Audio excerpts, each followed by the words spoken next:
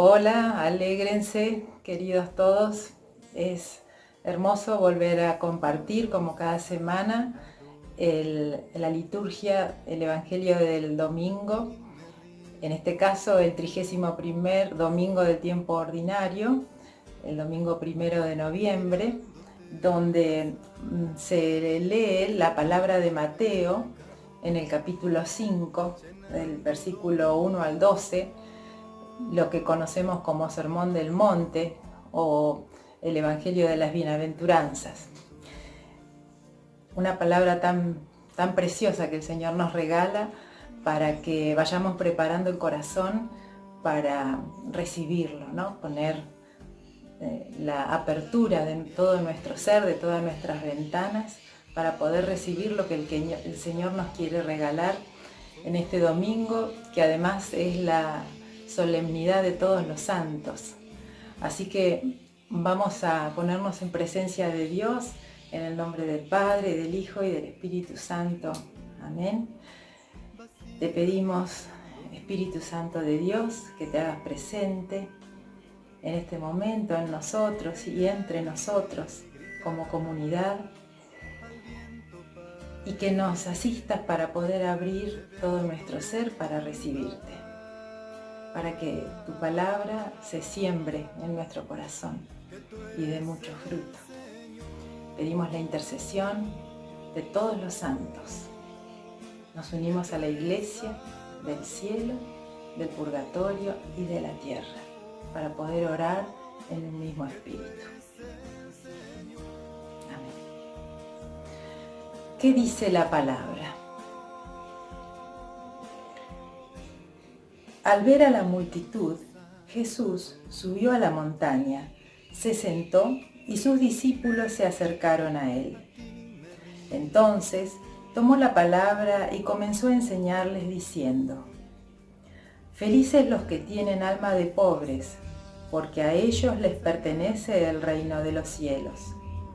Felices los afligidos, porque serán consolados. Felices los pacientes, porque recibirán la tierra en herencia. Felices los que tienen hambre y sed de justicia, porque serán saciados. Felices los misericordiosos, porque obtendrán misericordia. Felices los que tienen el corazón puro, porque verán a Dios. Felices los que trabajan por la paz, porque serán llamados hijos de Dios. Felices los que son perseguidos por practicar la justicia, porque a ellos les pertenece el reino de los cielos. Felices ustedes cuando sean insultados y perseguidos, y cuando se los calumnie en toda forma a causa de mí. Alégrense y regocíjense entonces, porque ustedes tendrán una gran recompensa en el cielo. De la misma manera persiguieron a los profetas que los precedieron. Palabra de Dios, te alabamos, Señor.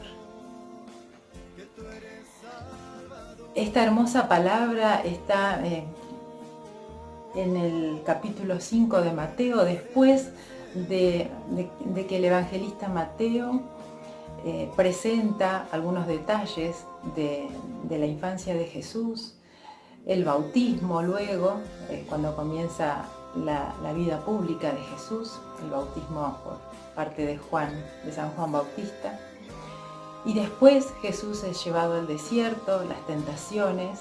Luego viene la búsqueda de los apóstoles, cuando Jesús empieza a llamar a todos sus apóstoles, que va caminando por la orilla del lago, e inmediatamente viene esta palabra.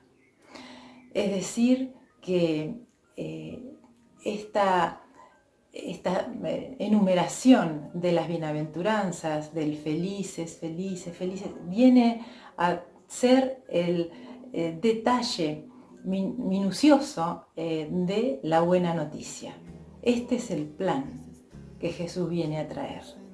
Esto es lo que les quiere empezar a enseñar a sus apóstoles y a todos los que se habían reunido allí para escuchar, de cuál es la vida nueva que el Señor nos viene a traer.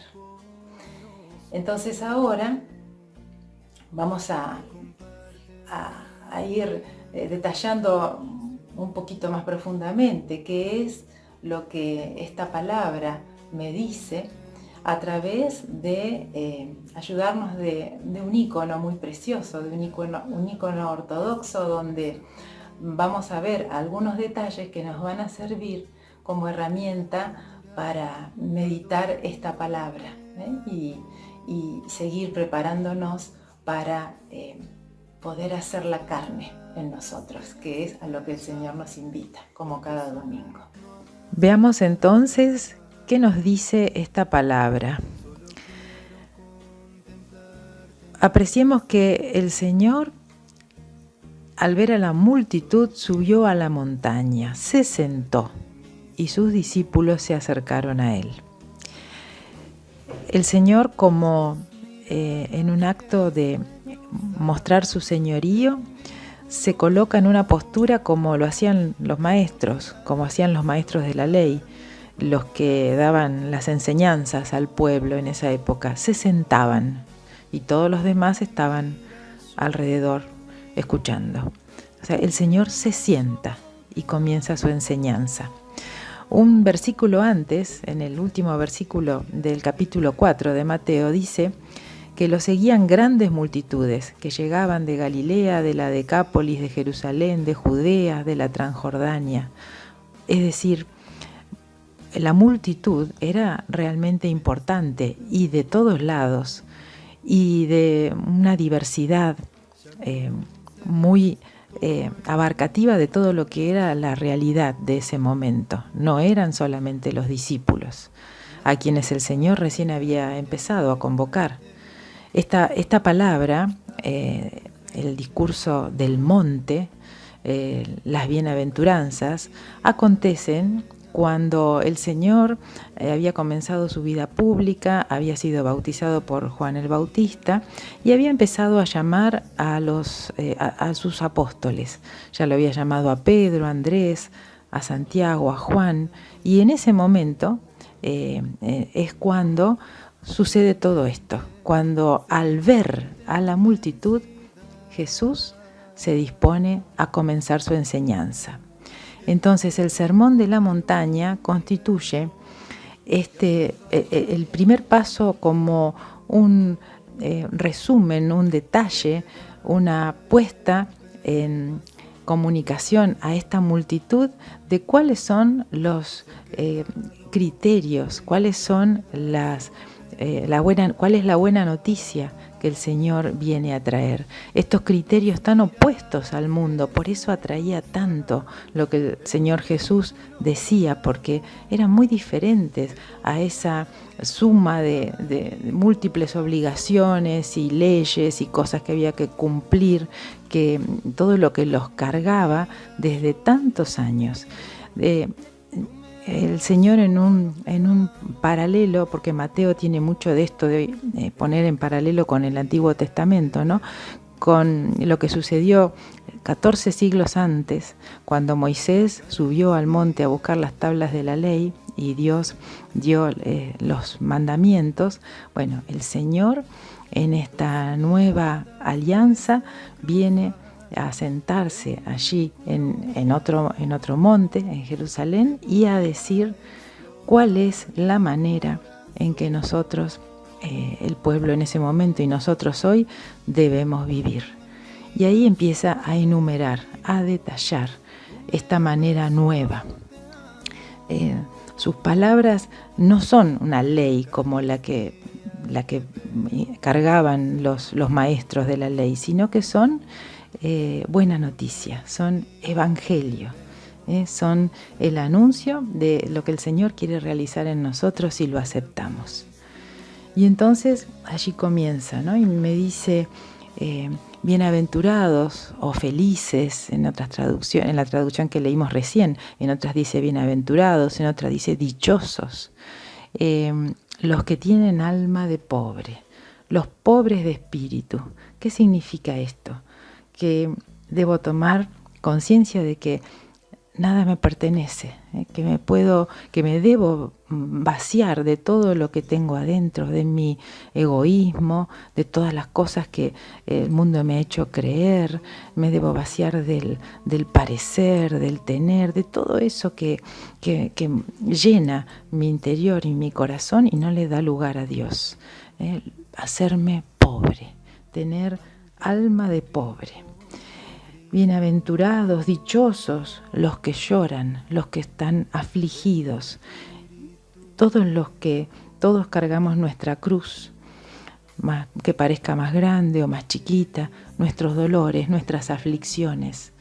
Somos bienaventurados porque abrazando la cruz, esta cruz que nos toca a cada uno hoy, seremos consolados. Conseguiremos y obtendremos que nuestro dolor sea fecundo. Felices los pacientes.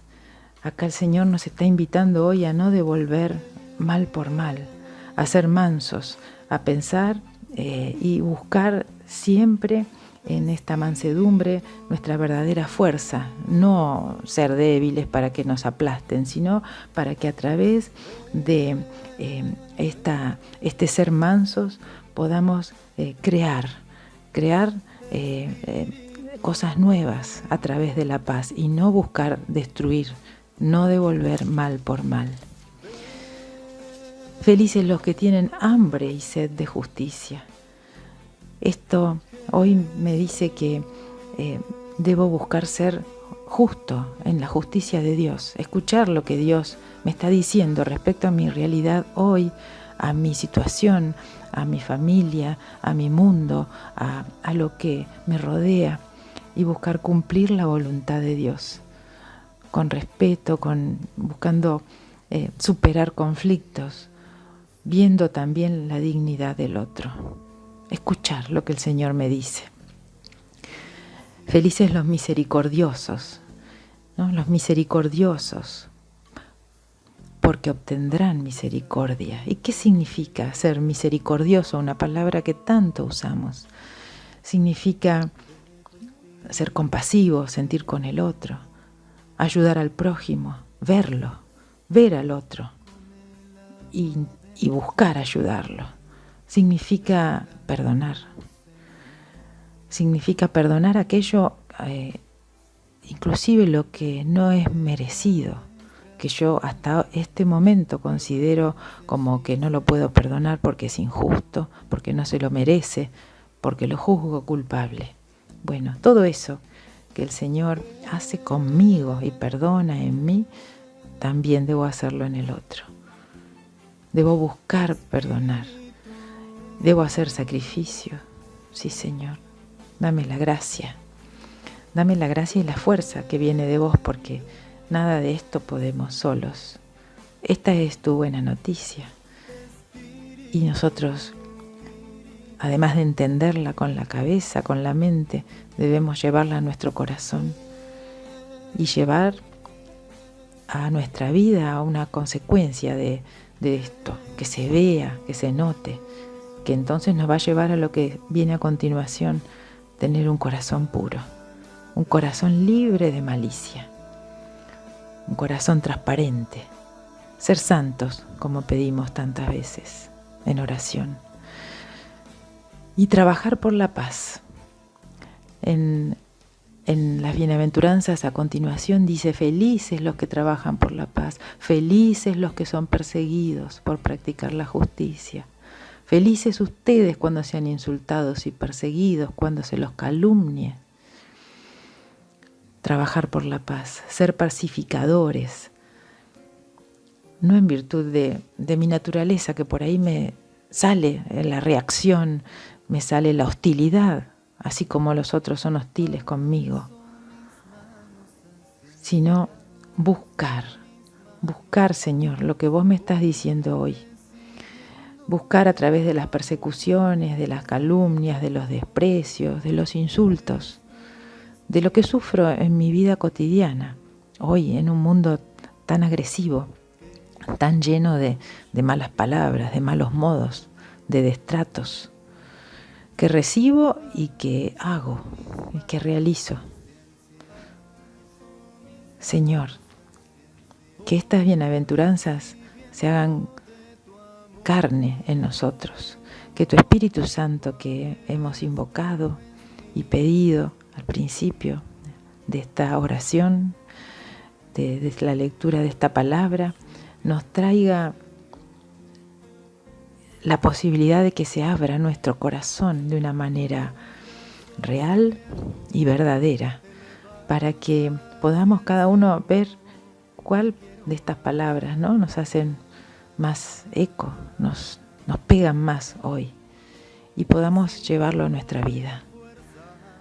Que yo pueda, Señor, hoy en mi metro cuadrado, en mi casa, en mi trabajo, en mi estudio, en la calle, ¿no?, cuando camine hoy, ejercitar estas bienaventuranzas para mí y para los demás.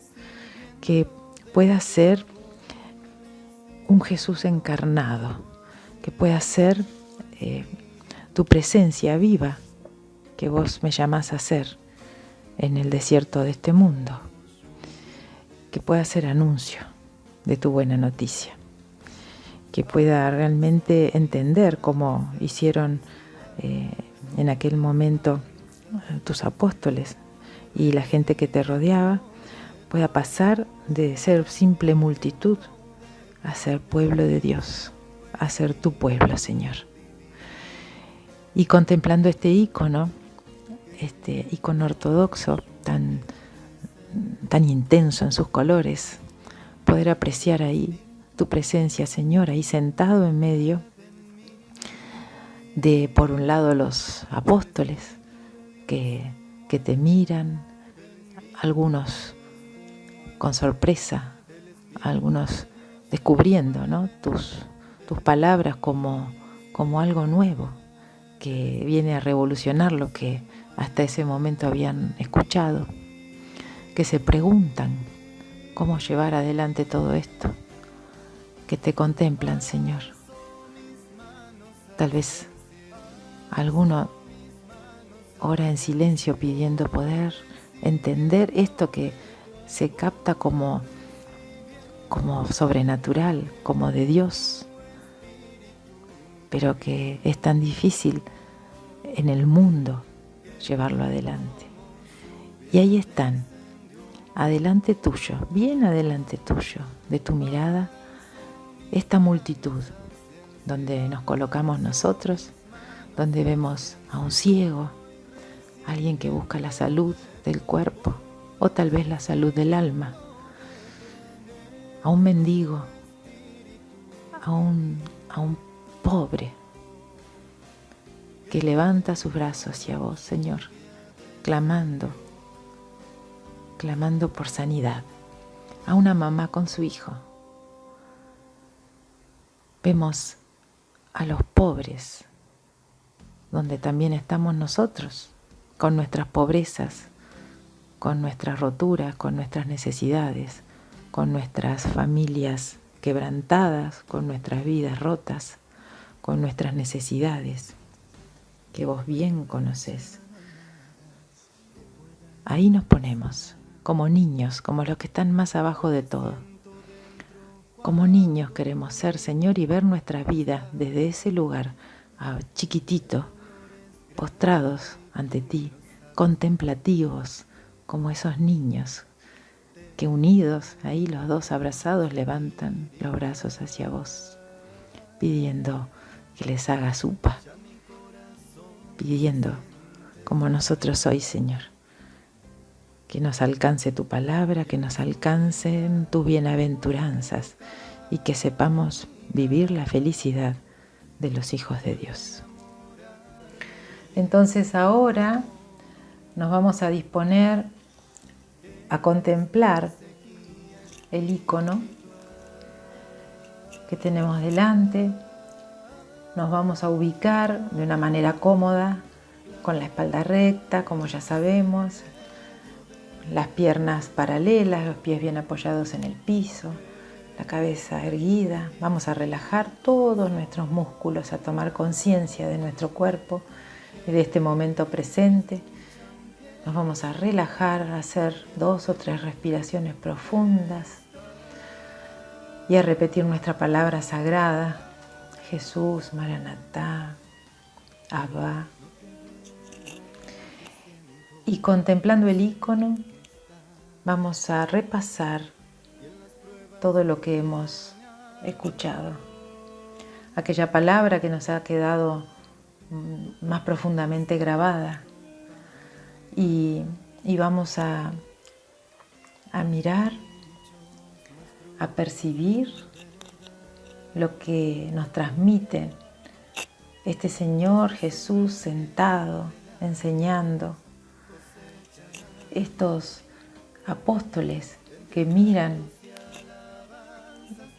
llenos de dudas, de sorpresa, de admiración a su Señor, a su Maestro, que habla de una manera única. Y vamos a mirar también al pueblo, allí nosotros.